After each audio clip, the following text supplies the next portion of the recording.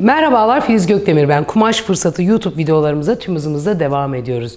Bu videomuzda sizlerle birlikte o çok istediğiniz tulumu dikeceğiz. Ama o kadar kolay dikeceğiz ki sizler bile şaşıracaksınız. Bilen bilmeyen herkes dikecek. Buyurun başlayalım. Kumaşımı 4'e katladım.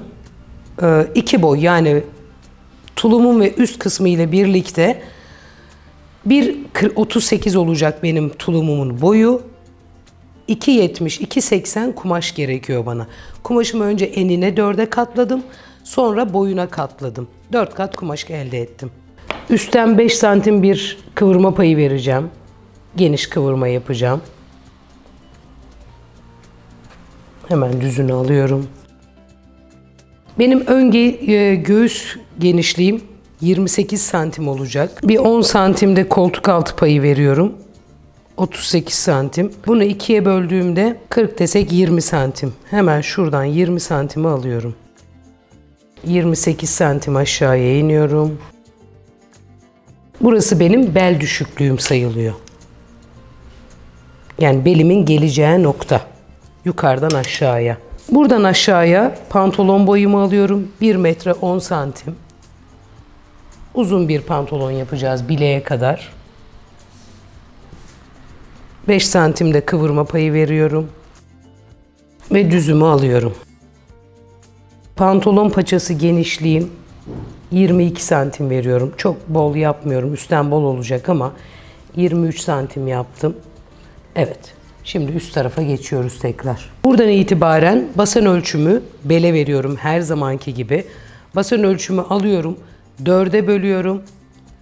Ve artı 2 santim veya 3 santim veya 4 santim bir bolluk payı veriyorum.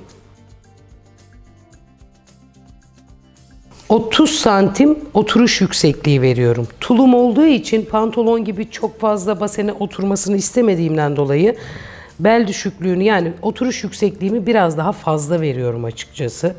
Siz daha dar isterseniz hani pantolon gibi oturmasını istiyorsanız 24-25'e kadar verebilirsiniz. Ben 42 beden arası bir tulum çalışıyorum. Aynı basen ölçümü buraya da veriyorum. Bele verdiğim ölçümü. Ne dedik? Basen bölü 4 artı 2. Buradan itibaren de 3,5 santim ön ağ genişliğimi veriyorum. Ve bunun düzünü alıyorum. Ve hemen şöyle de ağımı ön ağımı hazırlıyorum. Arka ağım için ağ kısmı değil sadece basenimi ölçüyorum. 2'ye bölüyorum. 15 santim arka ağ genişliği veriyorum. Düzünü alıyorum. 1,5 santim kadar aşağıya iniyorum. Ve buradan da bunu yine yuvarlağımı belirliyorum. Ağıma kadar düz olarak çıkıyorum.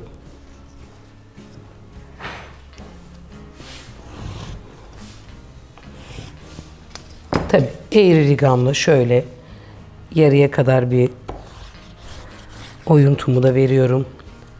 Arka ağımı her zaman olduğu gibi 2 santim daha geniş tutuyorum.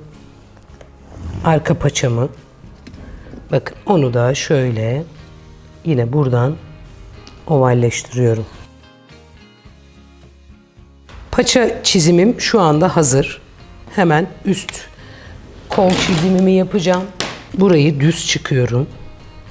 A kısmını düz olarak yukarıya kadar çıkıyorum. Buradan dediğim gibi önde salopet yani tulumumun ön kısmı 28 santim olacak. Bunu 2'ye bölüyorum. 14 santim. Hemen buraya 1 santim dikiş payıyla veriyorum.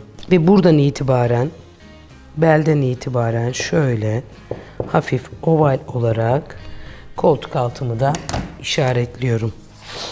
Şunu da kullanabilirsiniz. Ve çizimim hazır. Tabii ki arkayı biraz daha düşük yapacağım.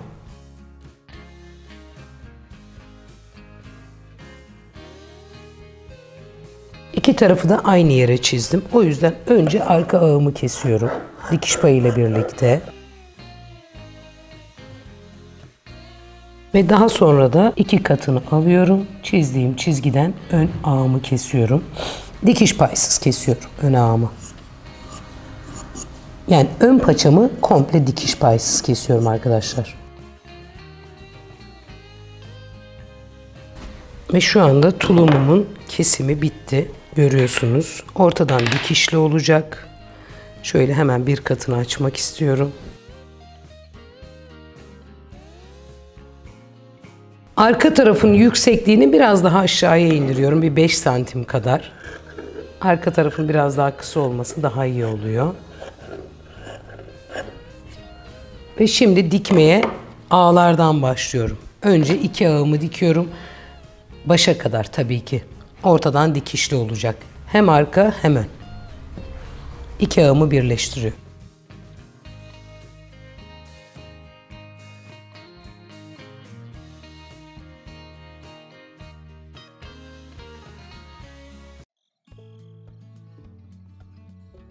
Evet, ağlarımı birleştirdim. Gördüğünüz gibi tulumumun şekli oluştu zaten. Arka parçayı düzü bana bakacak şekilde seriyorum. Ön parçamı da alıyorum. Düzü düzüne bakar vaziyette yerleştiriyorum. Ve tabii ki ne yapıyoruz burada? Önce ağları dikiyoruz. Dikişler birbirine denk gelecek şekilde. Ve daha sonra da kol oyuntusu dışında kalan yeri pantolonumun kenarını birleştiriyorum.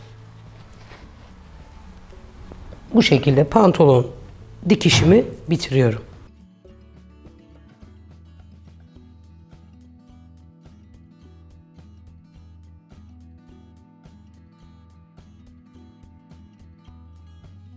Paçayı bıraktığım 4 santimden kıvırıyorum. Gördüğünüz gibi.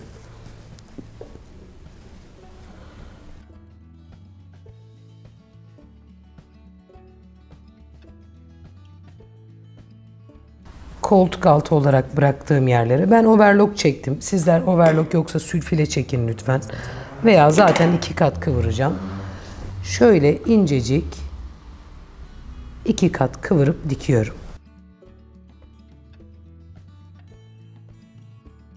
Ön ve arkaları yine 5 santimden bıraktığımız kadar kıvırıyorum ve dikiyorum. Şöyle 10 santim genişliğinde bir parça kestim. Tabii ki askı uzunluğunu siz arzunuza göre istediğiniz uzunlukta yapabilirsiniz.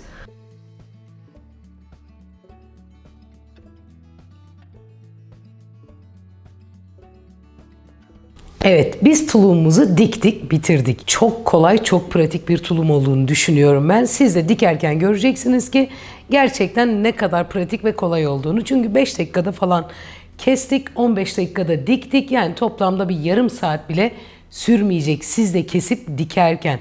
Instagram sayfamızdan bizleri takip etmeyi, YouTube kanalımıza abone olmayı unutmayalım lütfen. Bir dahaki videolarda görüşmek ümidiyle, hoşça kalın.